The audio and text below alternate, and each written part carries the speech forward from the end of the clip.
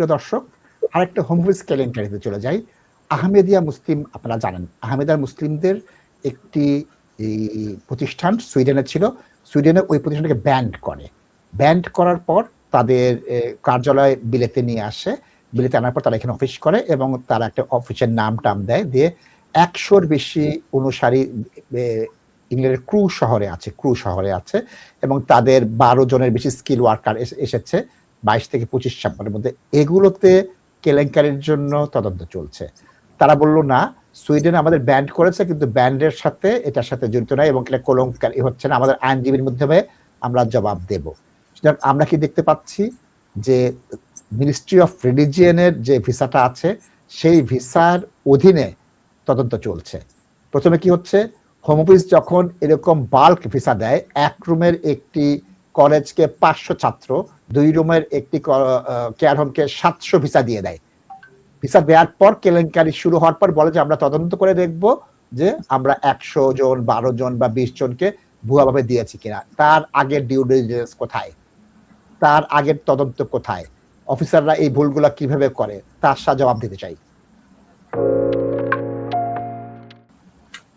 নাশিদ ভাই, একটা অর্গানাইজেশন যখন অ্যাপ্লিকেশন করবে নাশিদ ভাই, তখন তো ওইটার রেকর্ড চেক করলেই নাশিদ ভাই, এই আপনি যেটা ডিজিটাল যুগ দিয়ে প্রোগ্রামের ওপেনিং করছেন, এই যুগে তো নাশিদ ভাই এখানে কোনো কাগজ দেখা লাগবে না, বই দেখা লাগবে না নাশিদ ভাই। এটা না তাজ ভাই, হোম অফিস তখন আশা হয়ে যায়, আমি ডিজিটাল দেখবো না কাগজ দেখবো, আর কাগজের সময় নাশিদ হয়ে যাব, আমি ডিজিটাল দেখবো।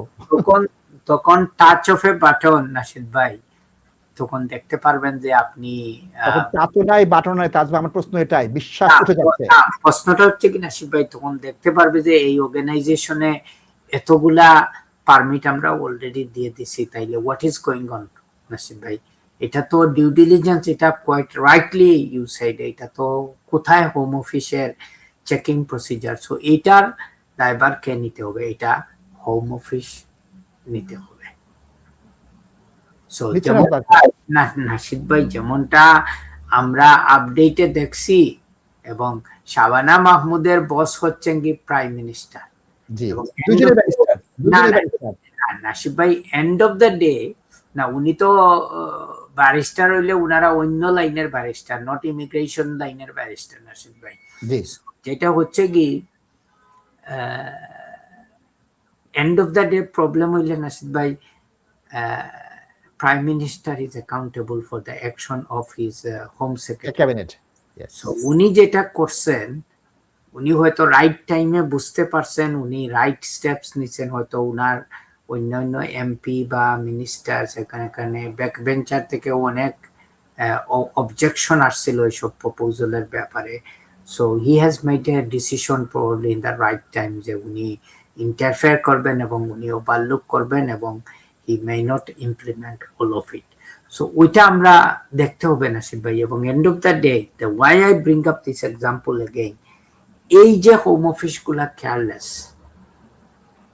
এখন এইটা এই আমার হাতে এই একটা চিঠি, এইটা দর্শক HM পাসপোর্ট অফিস থেকে আসছে দর্শক, এটা ব্রিটিশ পাসপোর্টের একটা মেথাড দর্শক। এবং আমি নাশিদ ভাইকে জাস্ট বিকালিবেলা বলছি, কোনো একটা প্রসঙ্গে আমরা কথা বলতেছিলাম, তো আমি বলছি যে নাশিদ ভাই, আমি কালকে সকালে লিখবো এই হোম অফিসের যে ডিপার্টমেন্ট থেকে এই চিঠি ইস্যু করছে, আমি বলবো হোম অফিস না, সরি পাসপোর্ট অফিস, যে তোমাদের left hand don't know what your right hand is doing. এবং আমি এসব লেখার আমার ক্যাপাবিলিটি এবং আমার সাহস আছে দর্শক। এবং আমি এই যে এমপ্লয়মেন্ট ভেরিফিকেশন সার্ভিস নামে একটা অর্গানাইজেশন, এটা কি হয়েছে, এটা মরে গেছে না আছে?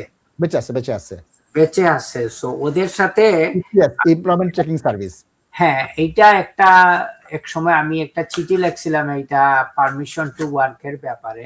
তো তখন I told them it is an organization that don't know what they're doing, and exactly same word use করছি, your right hand don't know what your left hand is doing. You need to consult the proper immigration rules and you consult your senior officers and then do it.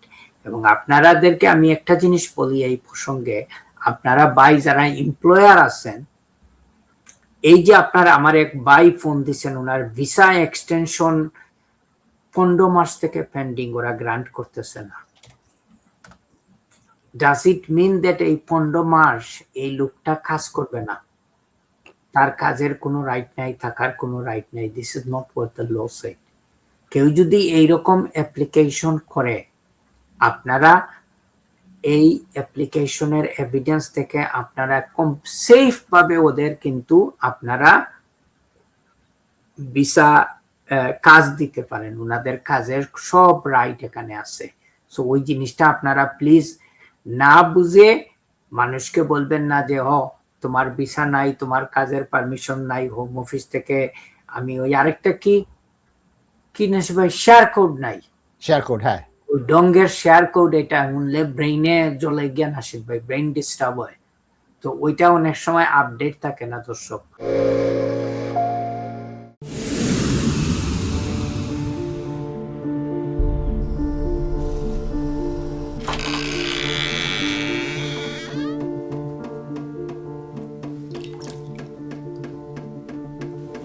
ইংল্যান্ডে আমরা চাইলেও অনেক কিছু করতে পারি না, অনেক ঝামেলা। হায় রে হায়, লন্ডনের এই জীবনে ঝামেলার কোনো শেষ নাই। আমি লাল, আমার ইমিগ্রেশন, ঘর, ব্যবসা সবকিছুর ঝামেলার সমাধানে সবসময় পাশে আছে তাজ solicitor. Taj Solicitors. Believe in service.